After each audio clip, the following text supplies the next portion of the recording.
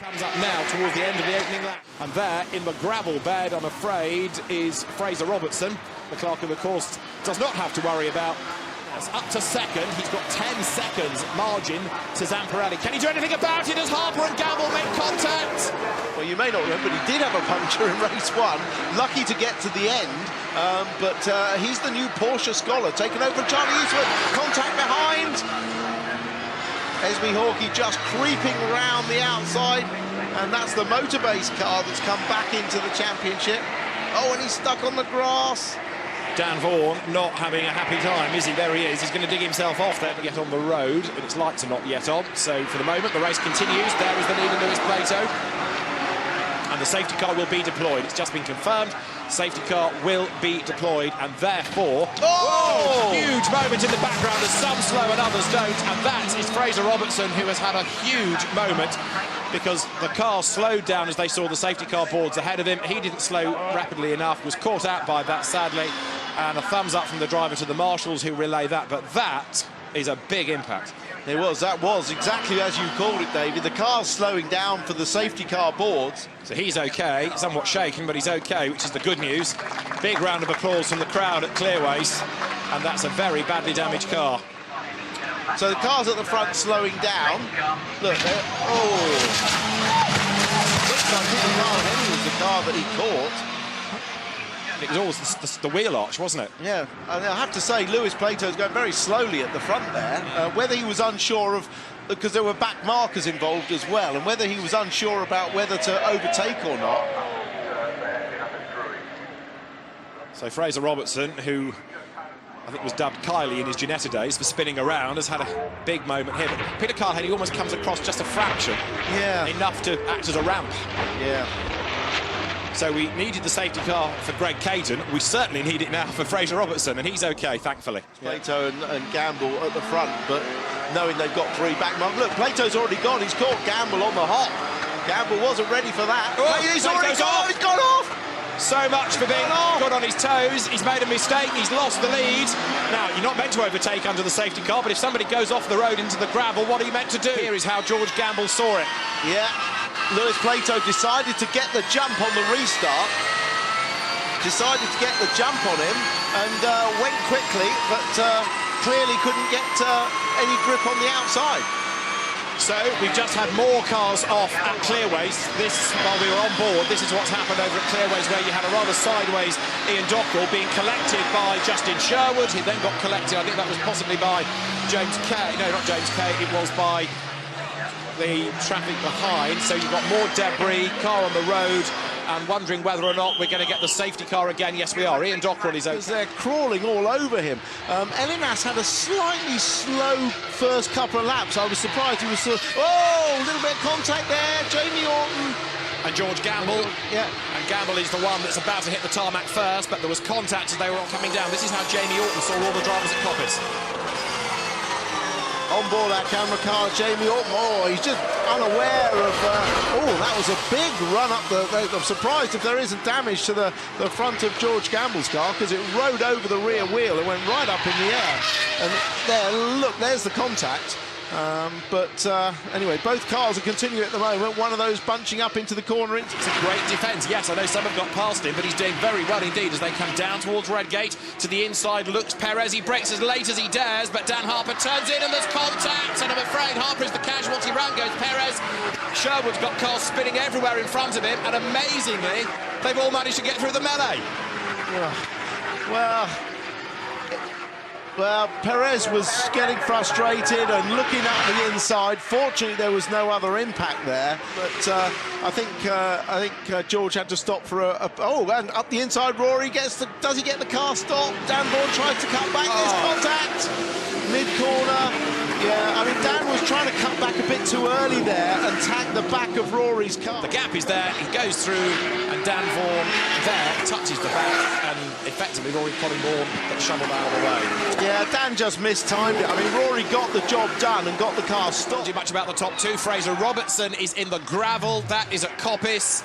You can see the witness marks. Yeah, and that's a dangerous place as well, so... Yeah, and how did he get there? I think it was all on his own. He was looking at the inside of Justin Sherwood and ended up dragging himself into the corner too. It's a great start, but not for Dan Harper. It's Lewis Plato for the inside line. And streaming across there was that. That's Dino Zamparelli in the orange cracking start. car that streaked across. But coming down the inside is Dan Harper. He's going to make it. No, he's not. And it's the team car. It's the two JTR cars that have got together. It's exactly what we feared coming down into the first corner. It looked like Dan Harper was desperately trying to make up for his bad start. Went down the inside of his teammate, or Zamparelli, but whether Harper misses his braking point or thinks he can get through, he just can't stop the car, clatters into the side of Lewis Plato. And then on the inside, one of the cars coming down the grass, that was either Esme Hawkey or James Kay that came sliding down the grass and in one of the GT Marks racing cars. Can't see which number it is, very identical livery. So 2 more laps, but with a yellow out as well at turn 4. He's just locked the rears up, look, as he's going down the box. And so lucky that neither of the other cars was collected in that. Just threaded the needle between the two cars, was in close contention with. We'll see it again. You'd barely believe there was room for that, yes. would you? Russ Swift would be pleased with that one, wouldn't he? No, Elinas is still behind Gamble. So at the timing being to the second sector, he was through, but... lock up! No. Lock up! No, that is going to be enough. There's the mistake. Pressure mounted. And whether that's a lock-up, maybe even a puncture or just a lock-up, but what a shame. It's the 5 car. Yes, it's Fraser. Yeah. So that's an interesting one. Maybe he had a tyre go. He actually... let's have a look. Yes, tyre went, didn't it? He did. Now, he started on a brand new set of tyres because he'd actually flat-spotted a set of tyres in qualifying. He was on a brand new set, but that left rear has gone round and, well, he made it across the line and parked it. Nice. Well, you know, that was... Yes, Esme Hawkey has got the better start, but it's trouble behind. Peter Carr-Henny and Justin Sherwood touched and have gone off into the wall. No other car, or one other car involved. 2 more involved to the rear. Still lost, I'm afraid, in the tyre smoke. At the front, Esme Hawkey looked to have the start done, but I think she got outbraked by one of the Amigos cars into turn 1. Yes, indeed. Watch the yellow car in the centre of the field here.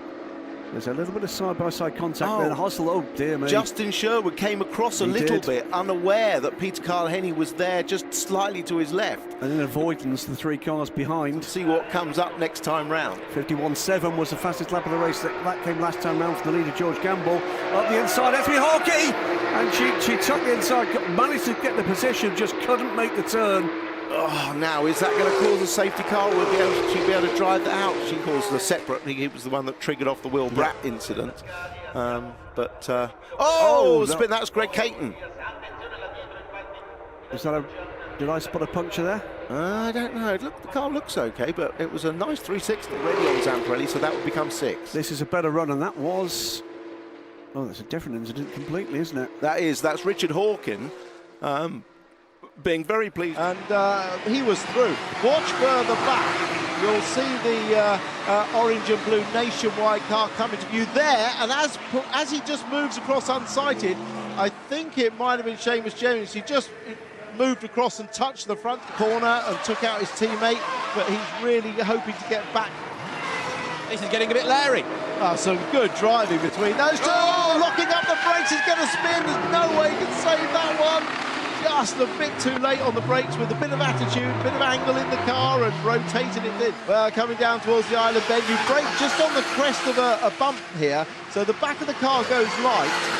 You'll see there was no contact at all, but because he was turning as well, the back just came round. Dan Harper trying to stretch the gap again. Fraser Robertson having another go to get past Gary Eastwood. And again, it doesn't quite pay out. No, he sort of realised Gary... This is something else for the race leader to have to factor in. And as Fraser Robertson got it wrong, he spins right in front of the leaders who both go off the road in avoidance. And there it is Dan Harper who comes out ahead and has the margin stretched. More grass was taken as he went out of shot. Here's the replay on board with Plato. Look, Fraser hits the curb, loses it, and they have to swerve around him. Yeah, and Dan Harper decided he would take the chicane. He could have gone straight. Dan, having done the fastest lap earlier on, leads the way. We've just got David Fairbrother into the pits, and this is why, because he got it wrong that Lodge does the front of the car and heads into the pits. Yeah, it's the same thing. The tyres get a little bit warm towards you. As there, whoops, contact. Richard Hawkin into the back of Gary Eastwood, and past the pair goes Dan Kirby, and off the road goes Gary Eastwood. Goes harvesting, he'll get back onto the circuit, loses more places, and up the inside comes Fraser Robertson. And the rain is falling once again, we understand. Now Dino Zamparelli leads the way. Off the road and back on again is Richard Hawken. Hawke goes through, and a replay here on board with Esme Hawke of a very busy first lap, and Richard Hawken being tagged into that spin by Dan Kirby. And Hawke just avoids Hawken. That was close. Very good avoidance. On Valentin Asclot, 23rd he started. He was 10th at the end of the opening lap. That's excellent. Oh, with Gary Eastwood. Boom, into the tyres. Yeah, the car's not stopping quite as well on the grass. Here is a challenge being made by Fraser Robertson against Steve Gales, who gets muscled out wide and then whoops, has a big old lose across the grass. There's lots of rubber. Or risk Elinas catching him up, and don't put a wheel on the dirt there. That's Steve Gales, and it's going to go around. That's his second drama of the race. And now up the inside goes Carl Hennig, going to make contact. Dan Kirby might suddenly find himself second or even in the lead. Let's see. He's right there with them. We are now on lap 14 of 32. We've got 15 minutes of the allotted time still to go, and there is Dan Vaughan under attack. Whoops, contact. Esme Hawke gets into the side there of Seb Perez and spins, and the car is stranded in the middle of the road coming through Leslie's. Yeah, and because these cars are so fast and they are so powerful. Oh, Plato spun! Plato spun! Plato spun! The others have come to a virtue stop. Oh, look, Elinas has got through on not only Wrigley, but also Zamparelli. And that is Fraser Robertson. Rear wheels in the gravel, front wheels on the slippy curb. Is that down at the hairpin, potentially? Let's have a look. It is. And how did he get there? Self-induced, a bit like it was in race one. Yeah. Now, can he drive out of that? It was Richard Hawken there, got tagged. David Shaw was up the inside, slithers into him. Richard Hawken spins to the outside at Brooklands. David Shaw gets going again. Brooklands, if he can stand his ground, that'll be the inside at Luffield. There he goes up the inside, they touch. Plato gets tipped sideways and off he goes. Lewis Plato dispatched to the grass on the outside of Luffield. He's facing the wrong way in the middle of Luffield, and this is how. Gone in too fast, run out wide, got onto the dirty part of the track, and well, that engine is still in the back of the Pro-Am Championship. Let's try and have a look at what happened to Dan Vaughan. And he brakes late and he gets into the back of the slower car just up the road ahead of him. Might have been Peter Mangian's car, that. And the net result is there is damage. And that's Zamparelli off the road. Dino Zamparelli spins at Hawthorne through the gravel, back out again, and he drops down the order. Now, why did he go off? Because the car comes back onto the road but doesn't pick up pace. Has something broken to pitch him off, or did he catch the liquid from Dan Vaughan? Now it looks like it's stalled, and Dino Zamparelli has got to try and fire up the engine. Dino Zamparelli shouts in disgust that the car will not start. Everywhere Harper wants to be. Lewis Plato has already secured the road. There's Harper to the inside, makes the dive. Is this it? He's at the curb and he spins. Dan Harper loses it. There was contact, he hit the curb. This time the aggression doesn't pay off. Dan Harper spins, and so Plato leads. And that is Peter Mangian now, who is off the road. So the AM champion-elect is in the gravel. This is a very, very unusual race. All the favourite drivers, all the regular front runners, all the consistent. There's a good start made by Plato. How is Zamparelli going to get on relative to Elinas on the run up towards paddock? Tom Jackson on the outside of Michael Caine spins right ahead of Gamble. Lewis Plato avoids him. Cars go every which way. Dino Zamparelli round the outside of Caine. He got away with it. Whoa. Well, that could have been dangerous for Zamparelli or for Elinas, but probably benefits Zamparelli more. He's gone round the outside and picked up quite a few places already. That's Perez, Seb Perez off the road, the new Pro-Am champion. So he's been spat out of the pack coming out of Druids, and Seb Perez is in the tyre barrier. A much better start by Jackson, wasn't it? He got the way, he's been in the car, obviously, a couple of races. Caney only just back in. Caney tries to go down the inside, locks up, gets a half spin on cold tyres, and everybody does at that point quite a good job in avoiding it. Of that start, oh, this is coming out of Druids. Zamparelli, watch Zamparelli, he comes back to take the line and collects the Porsche Perez sideswipe. See the man he needs to be, just two cars in front. Battle on, Jamie Orton, Esme Hawke, contact, Esme Hawke moves around. Fluid coming out of Jamie Orton's car, that was what decided race one, was fluid coming out of the radiator. Look, there it is. So he's not long for the race. And it's Michael Caine behind him who's the one to get past. So drama, and off goes Jamie Orton, fluid on his tyres, presumably. Yeah, couldn't turn in. And that'll be a yellow flag.